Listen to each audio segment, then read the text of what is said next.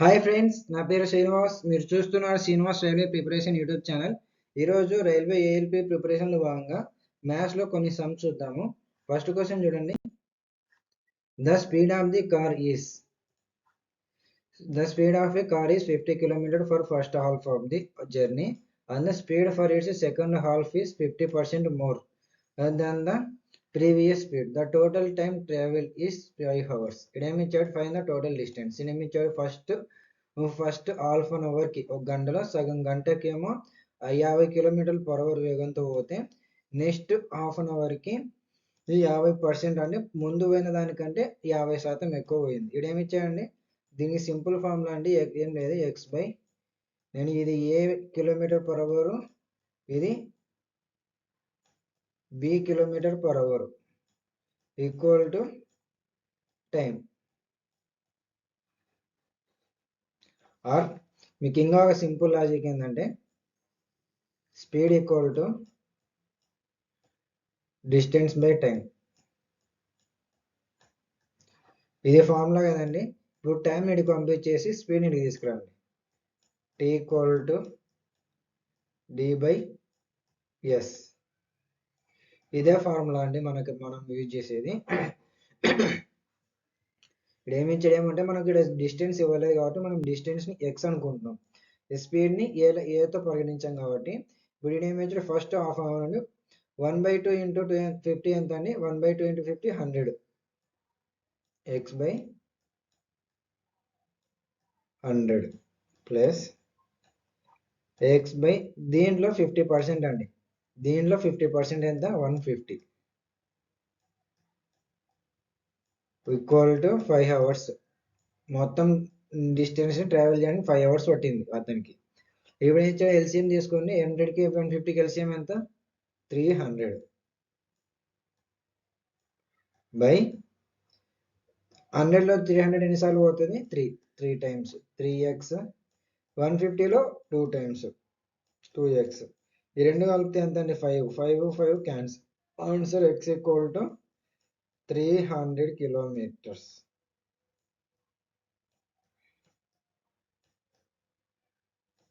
అర్థమైందా అండి? సింపుల్ అండి ఇది. ఇట్లా ఇచ్చిన క్వశ్చన్స్ మనం చాలా ఈజీగా చేయొచ్చు. ఈ టైప్లో క్వశ్చన్స్ వచ్చినాయంటే సింపుల్ ఈ ఫార్ములా కానీ, నింజా మెథడ్ అంటారు కొంతమంది, అంటే S1 speed 1 speed 2 by S1 minus S2. Okay, అర్థమైందా? ఇడేమిచ్చాడు? 50 అంటే 100 ఇంటూ 150 బై 100 మైనస్ 150 ఎంత అండి? 50 ఇంటూ 5 10 150. సారీ, ఇది రాంగ్ మెథడ్. ఓకే, ఆ ఫార్ములా నేను మళ్ళీ నెక్స్ట్ వీడియోలో చెప్తానండి, అది ఫార్ములా. నెక్స్ట్ క్వశ్చన్ చూడండి. A bag contains 310 rupees in the form of 5 rupees, 2 rupees and 1 rupee coins in the ratio 4:3:5. What is the number of 5 rupee coins? Coins and coins problems ఇవి. Ratio and proportions లో అడిగే questions. ఇట్లా అడుగుతుంటారు, ratio and proportions నుంచి అడుగుతాడు. ఇవి ఇక్కడ ఏమి ఇచ్చాడు? 5 రూపీస్, 2 రూపీస్, 1 రూపీ. ఈ రేషియోలో 4, 4, 3 నిష్పత్తిలో, 4, 3, 5 నిష్పత్తుల్లో ఉంటాయి. ఇక్కడ ఏమి ఇచ్చాడు? 4 ఇంటూ 5 ఎంత అండి? 4 ఇంటూ 5 అనేది ఏం లేదు, simple. 5 rupees into 4, 2 rupees into 3, 5 rupee into 5, 5 4 20, 20 plus 6, 6 plus 5 ఎంత? 31, 31x. సింపుల్ అండి. 4x అంటే 5 ఇంటూ 4 20. దీన్ని మల్టిప్లై చేయడమే. దీన్ని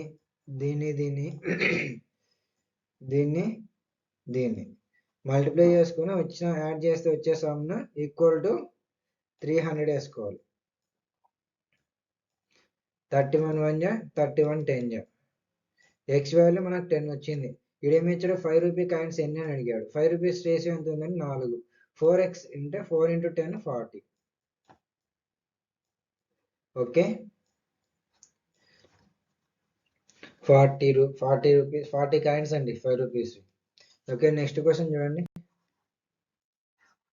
If 4 sin x plus 5 cos x equal to 3, and z sin x minus 4 cos x equal to 4 root 2. Then find the value of z.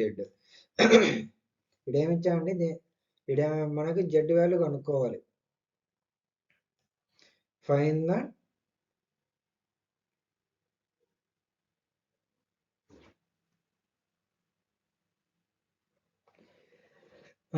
దీనికి simple formula ఉందండి. దీన్ని ఒక మెథడ్లో ఇచ్చారు చూసుకోండి. A sin x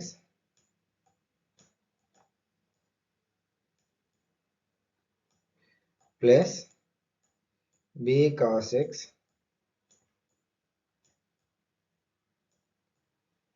equal to C. ఇంకో ఇదేమి ఇచ్చాడంటే b sin x minus a cos x equal to C. దీని సింపుల్ ఫార్ములా అండి, ఏం లేదు. ఇట్లా ఇచ్చినప్పుడు మనం సింపుల్గా root of A square plus B square plus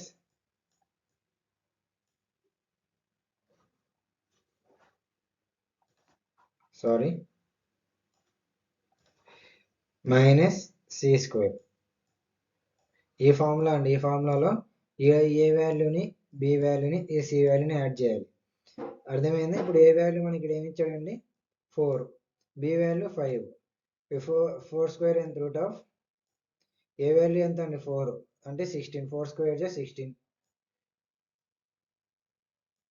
plus B value 5 అంటే 5 స్క్వేర్ 25 మైనస్ సి వాల్యూ ఎంత అండి 3 మైనస్ 3 స్క్వేర్ అంటే 9 ఈక్వల్ టు ఈ సి వాల్యూకి ఈక్వల్ చేసుకోవాలండి. ఇక్కడ సి వాల్యూ ఆల్రెడీ ఒకటి ఉంది కదా, ఈ సి వాల్యూకి ఈక్వల్ చేసుకోవాలి 4 రూట్ 2.